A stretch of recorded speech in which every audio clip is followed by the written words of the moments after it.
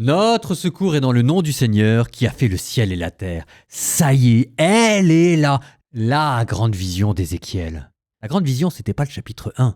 Vous avez d'ailleurs vu le prophète se préparer à autre chose. À coup de rituels, à coup d'incantations. Et puis, pour que tout le monde comprenne bien, vous l'avez entendu la dernière fois lancer son chant d'incantation. Et maintenant, l'orage éclate. Pour que vous puissiez profiter plus pleinement de ce qui est la grande vision, dans lequel vous allez retrouver les chars, dans lequel vous allez retrouver les kéroubim, mais cette fois-ci dans un contexte bien plus effrayant.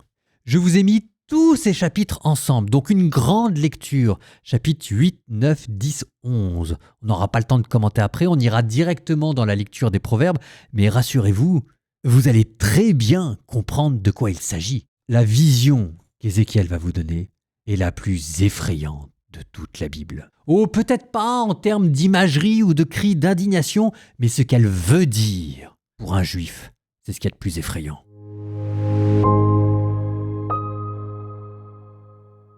La 6e année de la première déportation, le 6e mois, le 5 du mois, j'étais assis dans ma maison et les anciens de Juda étaient assis devant moi, et là, s'abattit sur moi la main du Seigneur Dieu. J'ai vu, il y avait quelqu'un qui avait l'aspect d'un homme. À partir de ce qui semblait être ses reins et au-dessous, c'était du feu. À partir de ses reins et au-dessus, c'était une sorte d'éclat, comme un scintillement de vermeil. Il étendit comme une main et me saisit par une mèche de cheveux, et l'esprit me souleva entre ciel et terre. Il m'emmena jusqu'à Jérusalem, en des visions divines, à l'entrée de la porte intérieure, celle qui est tournée vers le nord. Là se trouve le siège de l'idole de la jalousie qui provoque l'ardeur jalouse de Dieu. Et voici que la gloire du Dieu d'Israël était là, pareille à la vision que j'avais eue dans la vallée. Il me dit, « Fils d'homme, lève donc les yeux en direction du nord. » Je levai les yeux en direction du nord, et voici, au nord de la porte, il y avait un autel, et dans le passage se trouvait cette idole de la jalousie. Il me dit, « Fils d'homme, vois-tu ce qu'ils font ? Vois-tu les grandes abominations que la maison d'Israël commet ici pour m'éloigner de mon sanctuaire ? Tu vas voir encore de grandes abominations. » Il m'emmena jusqu'à la porte de la cour. Je regardai, il y avait un trou dans le mur. Il me dit, « Fils d'homme, perce donc le mur. » Je perçai le mur. Il y eut alors une ouverture. Il me dit, « Entre et regarde les affreuses abominations qu'ils commettent ici. » J'entrai et je regardai. Il y avait là quantité d'images de reptiles et des bêtes, une horreur, et toutes les idoles immondes de la maison d'Israël gravées tout autour sur le mur. 70 hommes, des anciens de la maison d'Israël, se tenaient debout devant elle. Yaazaniaou, fils de Shaphan, était parmi eux. Chacun avait son encensoir à la main et le parfum d'un nuage d'encens montait. Il me dit, « Tu as vu, fils d'homme, ce que font les anciens de la maison d'Israël dans l'obscurité, chacun dans la pièce où se trouve l'effigie de son idole, et ils disent, « Le Seigneur ne peut pas nous voir, le Seigneur a abandonné le pays. » Et il me dit, « Tu verras encore les grandes abominations qu'ils commettent. » Il m'emmena à l'entrée de la porte de la maison du Seigneur, celle qui est tournée vers le nord. Voici que des femmes étaient assises là, pleurant le dieu Tammuz. Il me dit, « Tu as vu, fils d'homme, tu verras encore des abominations plus grandes que celles-ci. » Il m'emmena vers la cour intérieure de la maison du Seigneur. Et voici qu'à l'entrée du sanctuaire du Seigneur, entre le vestibule et l'autel, il y avait environ 25 hommes, tournant le dos au sanctuaire du Seigneur et le visage vers l'Orient. Ils se prosternaient en direction de l'Orient, vers le soleil. Et il me dit, « Tu as vu, fils d'homme ? Est-ce trop peu pour la maison de Juda de commettre les abominations qu'ils commettent ici ? Oui, ils remplissent le pays de violence. Ils provoquent encore mon indignation. Et les voici qui élèvent le rameau jusqu'à leur nez. À mon tour d'agir avec fureur. Je n'aurai pas un regard de pitié, je n'épargnerai personne. Ils auront beau crier à mes oreilles d'une voix forte, je ne les écouterai pas. » J'entendis le Seigneur Dieu me crier d'une voix forte. « Ils sont tout proches, les châtiments de Jérusalem, et chacun tient à la main son arme de mort. Alors 6 hommes s'avancèrent, venant de la porte supérieure, celle qui est du côté nord. Chacun tenait à la main son arme de destruction. Au milieu d'eux, un homme vêtu de lin, portant à la ceinture un écritoire de scribe. Ils s'avancèrent et s'arrêtèrent près de l'autel de bronze. La gloire du Dieu d'Israël s'éleva au-dessus des kéroubim où elle reposait et se dirigea vers le seuil de la maison du Seigneur. Alors le Seigneur appela l'homme vêtu de lin, portant à la ceinture un écritoire de scribe. Il lui dit « Passe à travers la ville, à travers Jérusalem, et marque d'une croix au front ceux qui gémissent et qui se lamentent sur toutes les abominations qu'on y commet. » Puis j'entendis le Seigneur dire aux autres « Passez derrière lui à travers la ville et frappez. N'ayez pas un regard de pitié, n'épargnez personne. Vieillards et jeunes gens, jeunes filles, enfants, femmes, tuez-les, exterminez-les. Mais tous ceux qui sont marqués au front, ne les touchez pas, et commencez l'extermination par mon sanctuaire. » Ils commencèrent donc par les vieillards, qui adoraient les idoles à l'entrée de la maison du Seigneur. Le Seigneur ajouta « Rendez impure cette maison, emplissez les cours de cadavres et sortez. » Ils sortirent donc et frappèrent à travers la ville. Or, pendant qu'ils frappaient, j'étais resté seul. Je tombai face contre terre et je criai « Ah, Seigneur Dieu, vas-tu exterminer tout ce qui reste d'Israël en déversant ta fureur sur Jérusalem ?» Il me dit « La faute de la maison d'Israël et de Juda est grande, immense. Le pays est rempli de sang, la ville est pleine de perversité. Ils disent, le Seigneur a abandonné le pays, le Seigneur ne voit plus rien.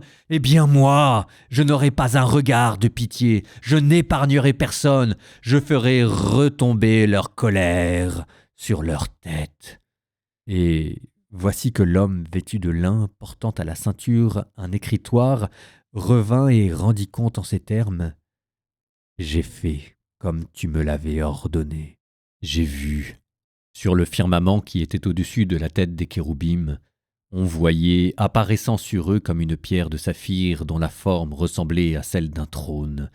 Le Seigneur dit à l'homme vêtu de lin, « Entre par les espaces du cercle sous le kéroub, prends à pleine main des braises ardentes par les espaces entre les kéroubim, et répands-les sur la ville. » L'homme y entra sous mes yeux.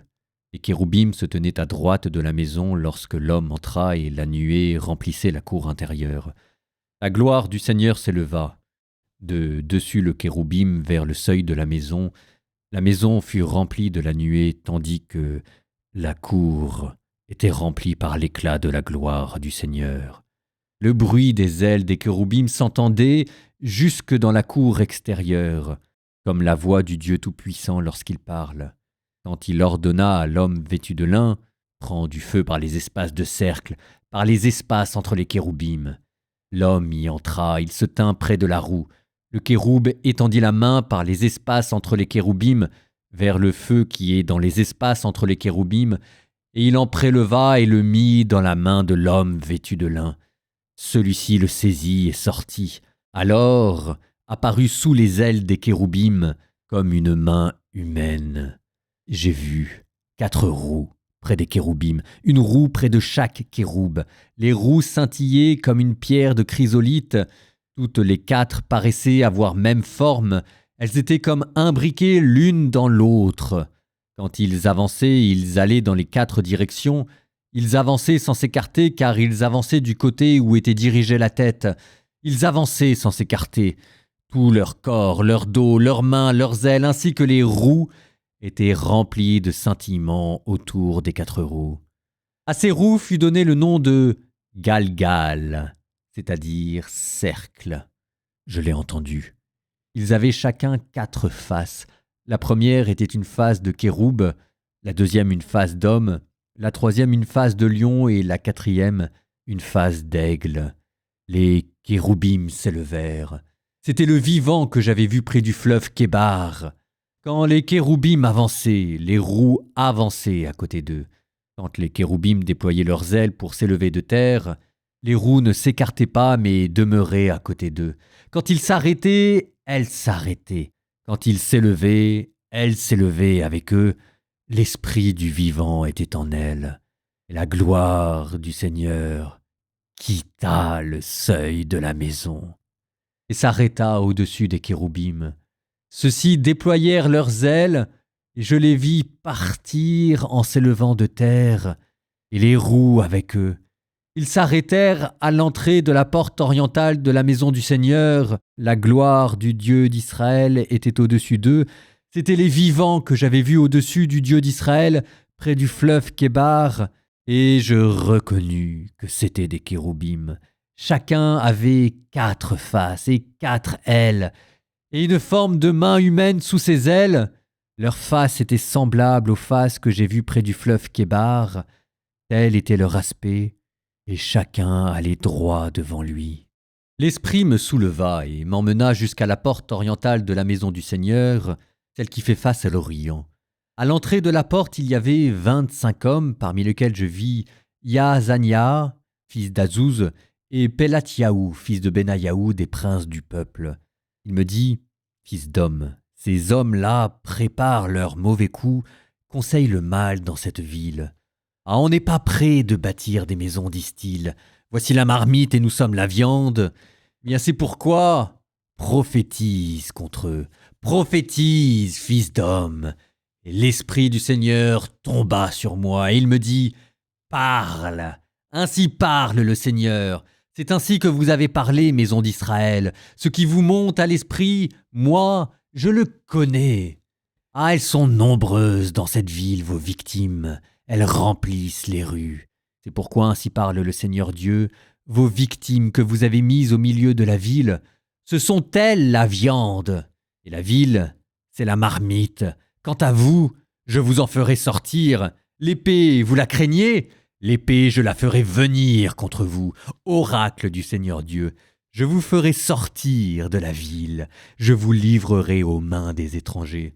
Et de vous, je ferai justice. Vous tomberez par l'épée sur le territoire d'Israël. Je vous jugerai.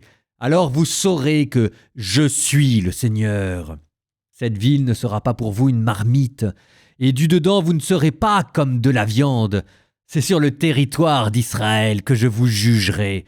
Alors vous saurez que je suis le Seigneur, dont vous n'avez pas suivi les décrets ni observé des coutumes, mais vous avez observé les coutumes des peuples qui vous entourent. Or, comme je prophétisais, le fils de Banayaou, Pelatiaou, c'est-à-dire rescapé de Dieu, mourut. Je tombai face contre terre et criai d'une voix forte, « Ah, Seigneur Dieu, vas-tu exterminer le reste d'Israël ?» Alors la parole du Seigneur me fut adressée. « Fils d'homme, c'est à chacun de tes frères, à tes parents et à toute la maison d'Israël, que les habitants de Jérusalem disent « Restez loin du Seigneur, c'est à nous que le Seigneur fut donné en possession. C'est pourquoi tu diras » Ainsi parle le Seigneur Dieu. Oui, je les ai éloignés parmi les nations. Oui, je les ai dispersés dans les pays étrangers. Mais j'ai été pour eux comme un sanctuaire dans les pays où ils sont allés. Ainsi parle le Seigneur Dieu. Je vous rassemblerai du milieu des peuples. Je vous réunirai de tous les pays où vous avez été dispersés. Puis je vous donnerai la terre d'Israël. Ils y entreront. Ils en supprimeront toutes les horreurs et toutes les abominations. Je leur donnerai un cœur loyal. Je mettrai en eux un esprit nouveau. J'enlèverai de leur chair le cœur de pierre. Et je leur donnerai un cœur de chair, afin qu'ils suivent mes décrets, qu'ils gardent mes coutumes et qu'ils les observent. Alors ils seront mon peuple et moi je serai leur Dieu. Quant à ceux dont le cœur s'est attaché aux horreurs et aux abominations, je ferai retomber leur conduite sur leur tête. Oracle du Seigneur. Alors les kéroubim levèrent leurs ailes, les roues auprès d'eux, la gloire du Dieu d'Israël était au-dessus d'eux. La gloire du Seigneur s'éleva du milieu de la ville et s'arrêta sur la montagne qui est à l'est de la ville. L'Esprit me souleva et m'emmena chez les Chaldéens vers les exilés. Ce fut en vision dans l'Esprit de Dieu, et au-dessus de moi s'éleva la vision que j'avais vue. Je racontai aux exilés tout ce que le Seigneur m'avait fait voir. Proverbe 11, 6 à 10. La justice des honnêtes gens les rendra libres, Les fourbes restent prisonniers de leur convoitise. À la mort du méchant, son espoir périt, c'est peine perdue que de compter sur les richesses. Un juste est tiré de l'angoisse, un méchant y tombe à sa place. Par sa langue, l'impie détruit son voisin, les justes le savent et se tirent d'affaire. Le succès des justes réjouit la cité, mais la perte des méchants fait exploser sa joie.